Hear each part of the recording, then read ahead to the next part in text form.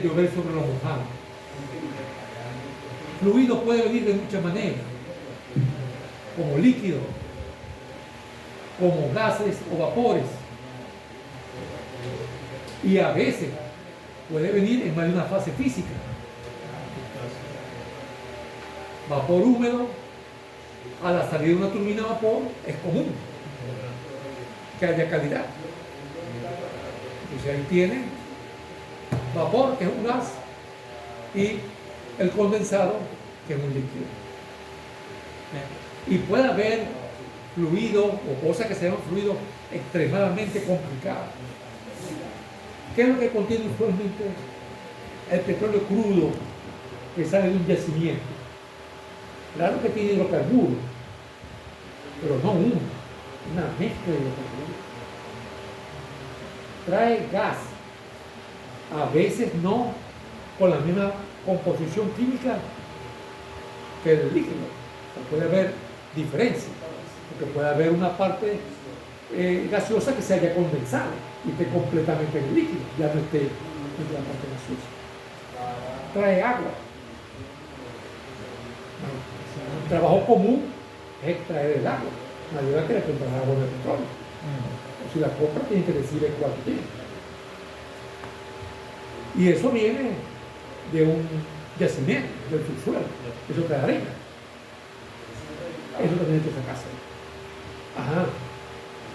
Pero el ingeniero está bombeando eso. Está pasándolo por tubería, por válvula. Él va a hacer cálculo. Hay que tratarlo como un fluido. Pero un fluido bien complicado. Bien complicado. Por eso es que muchos de los cálculos de ingeniería de petróleo son completamente empíricos. Es decir, se hicieron experimentos en laboratorio, en campo, y esto fue lo que se obtuvo. Eso es lo que hay que usar. Claro, entonces, eso es una cosa que está en contra de los ingenieros de petróleo. ¿Verdad? Porque es muy diferente que uno desarrolle un modelo en base a las leyes de la naturaleza, que implica en algún momento usar teoría, pero eso te da mucho poder, porque te da el poder de predecir lo que va a pasar. En cambio, si vas haciendo todo empírico, tiene que haberlo hecho alguien, echarme el cuento. Un antecedente. Entonces, el ingeniero ahí está más atado.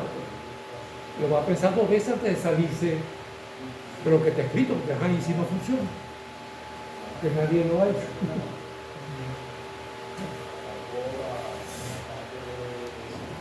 Porque los ingenieros de petróleo a veces lo miran con desdén.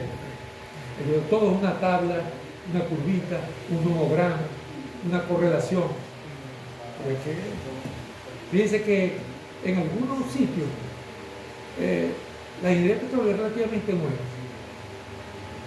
Ustedes saben muy bien que la Shell es una empresa parcialmente británica.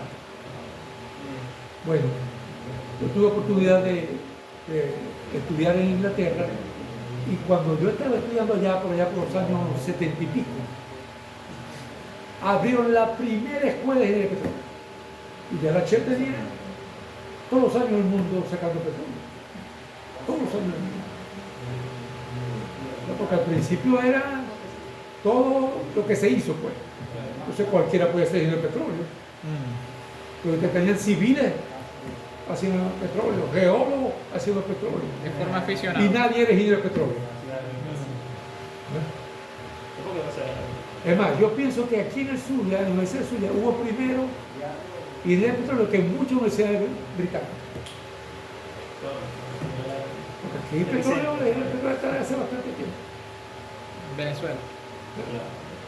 Bueno, aquí venía mucha gente de toda Latinoamérica a estudiar ingeniería de petróleo. El ingeniería de petróleo aquí era de lo mejor. De lo mejor. Claro, porque vivíamos encima del petróleo. ¿Verdad? Es como decir que alguien viva en una platanera. ¿A quién le vas a preguntar sobre los plátanos? A ese dice que debe saber más de plátano. Luego yo en una organización a preguntar a alguien, pero es que vive allá en la finca. Bueno, este comportamiento, como ustedes saben, no hay que olvidarlo, simplemente un recordatorio, depende de las moléculas, los átomos, cómo están dispuestos, cómo se mueven. O sea, esas son propiedades que dependen de la constitución de la materia. Y la viscosidad, entonces depende de la constitución. Ok, entonces ya podemos de una manera formal definir lo que es mecánica de los fluidos. Vamos a estudiar el movimiento de los fluidos, pero reposo es el tipo de movimiento más sencillo. ¿Y qué consecuencias tiene ese movimiento sobre las propiedades de él? En termodinámica nos interesamos mucho presión, temperatura y volumen específico, que es lo mismo que decir densidad. Pero como vamos a ver, cuando nosotros acotemos los fluidos a usar, vamos a estudiar fluido compresible. Así que la densidad de volumen específico casi siempre es conocida, no la vamos a calcular. Presión también nos interesa, pero temperatura a nosotros en este curso tampoco nos va a interesar mucho. En transferencia de calor, sí. Ahí sí va a interesar mucho temperatura y ahí van a haber fluidos en movimiento. No es solamente conducción, sino convección, que significa fluido en movimiento. Pero a nosotros nos interesa mucho la velocidad, no es flujo. Entonces, en termodinámica, muchas veces la velocidad hasta se ignoraba, salvo en algunas cosas. Por ejemplo, toberas, difusores, sí se debe tomar en cuenta.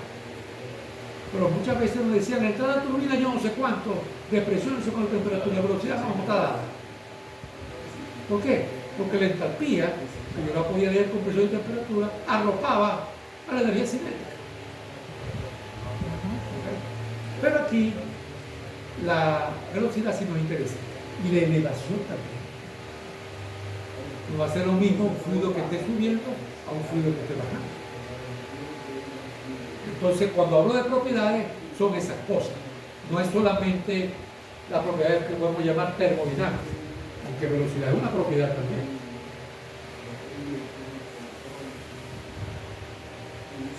Hablando de termodinámica, ahí seguimos con la idea de que